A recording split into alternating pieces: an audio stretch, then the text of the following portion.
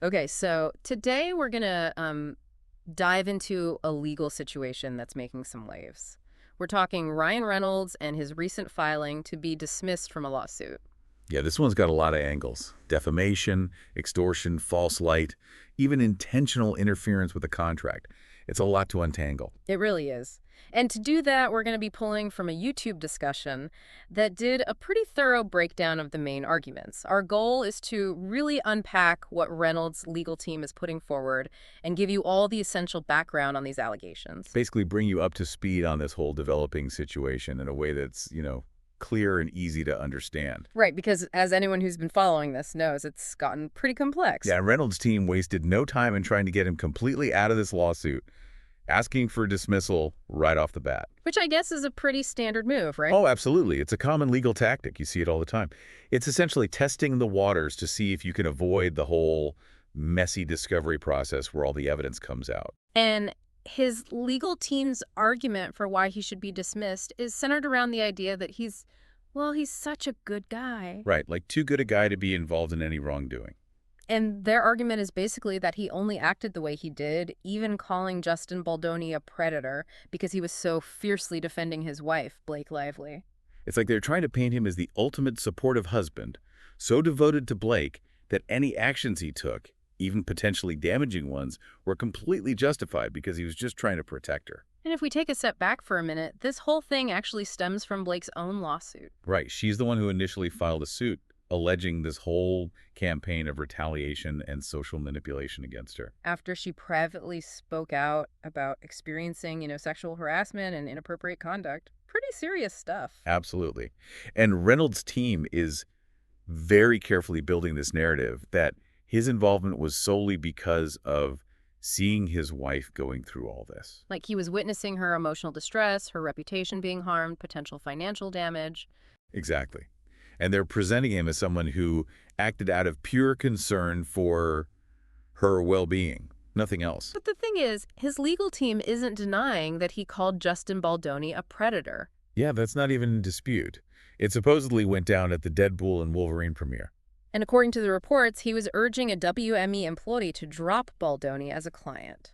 So that brings us to the defamation claim, right? Yeah. And how they're trying to defend against it. Their argument basically hinges on the idea that Reynolds genuinely believed what he was saying. That he genuinely believed Baldoni was a predator. So in his mind, it wasn't defamation. Right. And they're leaning on the fact that proving defamation, especially when it involves public figures like Baldoni, often requires showing what they called actual malice. So you have to prove that someone knew the statement was false, or at least acted with reckless disregard for the truth. Right, like they didn't care if it was true or not.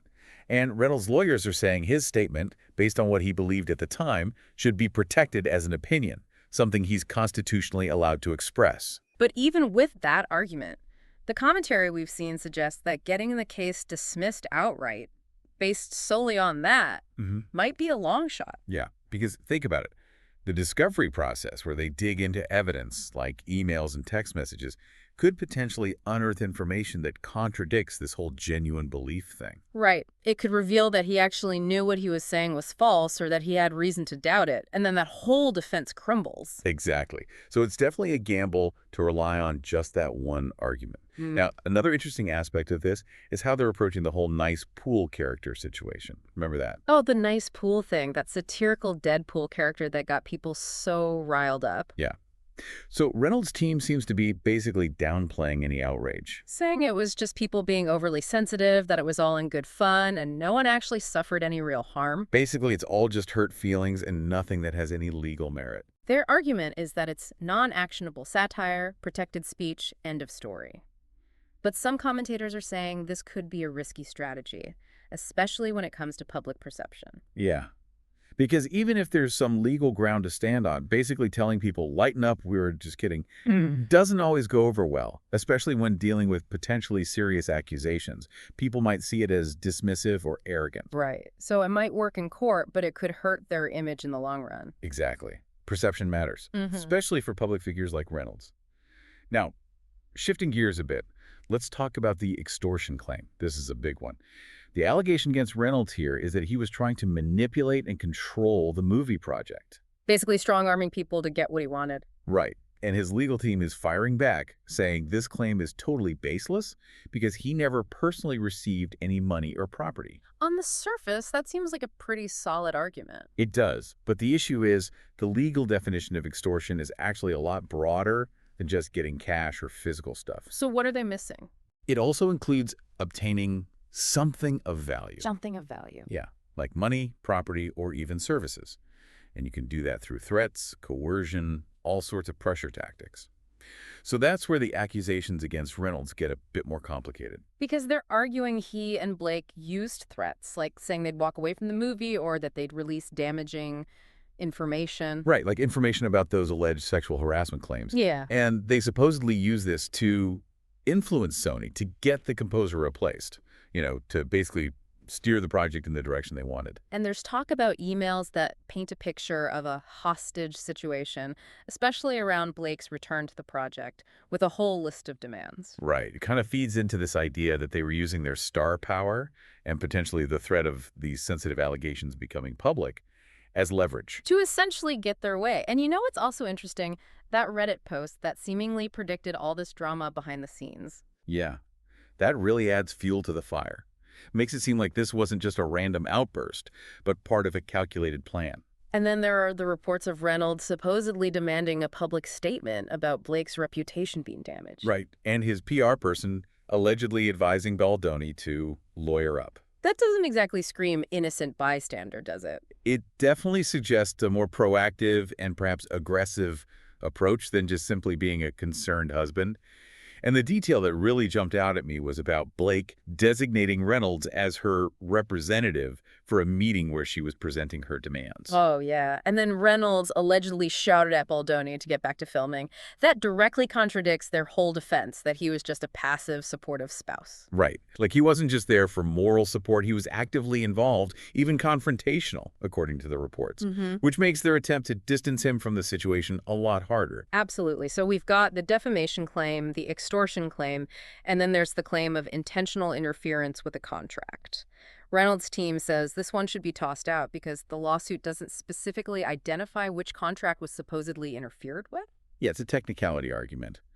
But the counter-argument is that Justin Baldoni getting dropped by his agency, WME, speaks for itself. Right. And then there's the whole thing with Ari Emanuel, the CEO of WME, allegedly admitting that dropping Baldoni was out of loyalty to Blake and Ryan. So even if they didn't explicitly name the contract, the implication is clear, right? It's pretty strong, yeah. And then we have all these alleged actions by Reynolds that seem designed to diminish Baldoni's role in the project. Like demanding a public apology from the Wayfarer folks, being present at all those key meetings, and even, get this, allegedly adding his own writing to the script? Oh, wow.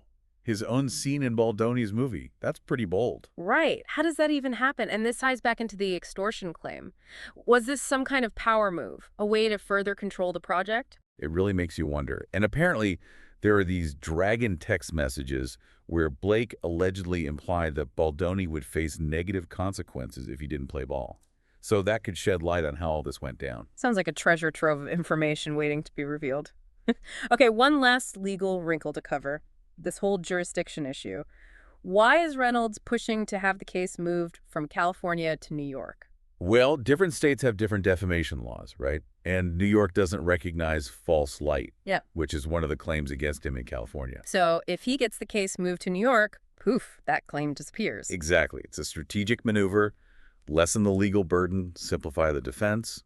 Smart, but Ed also shows you how much they're willing to fight to get him out of this. And we can't forget the statement from Brian Friedman, who's really coming down hard on Reynolds. Oh yeah, he didn't hold back, calling it an arrogant exploitation of power, saying Reynolds was way more involved than just being a supportive husband. He basically paints him as a key figure in both defaming Baldoni and putting pressure on WME. Right.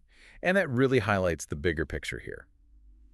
Legal arguments aside, these accusations of bullying and power imbalances are going to leave a mark on their public image, regardless of what happens in court. Absolutely. And some commentators have even said that for their reputation, settling the lawsuit might have been the smarter move. Yeah, sometimes it's about damage control. Even if you think you can win in court, the negative publicity and the potential for messy details to come out during a trial, it could be a PR nightmare. So to sum up all this legal wrangling, Reynolds' team is saying his actions were purely those of a devoted husband defending his wife, that his statements about Baldoni were based on sincere belief, and that there's no basis for the extortion claim because he didn't personally benefit financially. But then you have the counter-arguments. The evidence suggesting he was more than just a passive bystander, the questions surrounding the nice pool character, the wider legal definition of extortion, and those alleged pressure tactics, those text messages. And all that combined just makes this a really complex legal situation that's still very much unfolding. And, what's really fascinating here is the clash between those legal arguments and how this is all playing out in the court of public opinion. Reynolds' team might be focused on getting him dismissed based on legal specifics, but those accusations of bullying, of using their power to silence and harm, those are sticking with people. And it makes you think, doesn't it, about how power dynamics work in Hollywood, how personal and professional lives get entangled, and what happens when you have these really serious allegations swirling around public figures.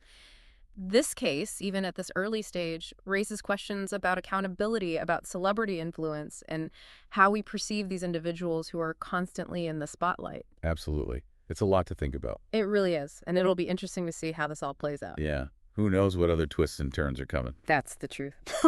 All right, that's our deep dive for today. Until next time. Thanks for listening, everyone.